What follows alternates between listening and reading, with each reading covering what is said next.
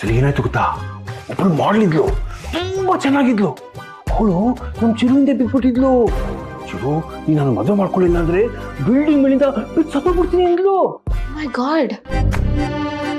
ಅವಳು ಸಾಯಕ್ಕೆ ಟೆರೆಸ್ಗೂ ಹೋದ್ಲು. ಆಮೇಲೇನು, ನಾನು ಹೋಗಿ ನೀನು ಪ್ರೀತಿ ಮಾಡೋದಿದ್ರೆ ರಣಚಿಂಡಿ ತರ ಓಡಾಡ್ಬೇಕು, ಹೇಳಿ ತರ ಸಾಯೋದಲ್ಲ ಅಂತ ಬುದ್ಧಿ ಹೇಳಿ ಕರ್ಕೊಂಡ್ ಬಂದೆ. ವಾವ್ ಭಾಸ್ಕರ್, ಒಬ್ರ ಲೈಫ್ ನ ಸೇವ್ ಮಾಡ್ಬಿಟ್ರಿ ನೀವು. Definitely I like to do all these things. Guys please, can we focus on the work now?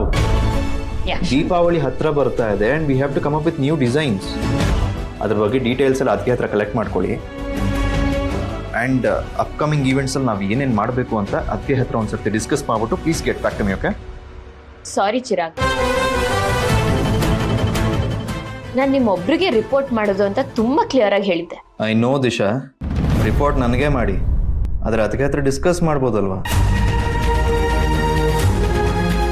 Okay, I look it. ಹಿಂದೆ ಡೌನ್ಲೋಡ್ ಮಾಡಿ ಮತ್ತು ನಿಮ್ಮ ನೆಚ್ಚಿನ ಶೋಗಳನ್ನು ಆನಂದಿಸಿ.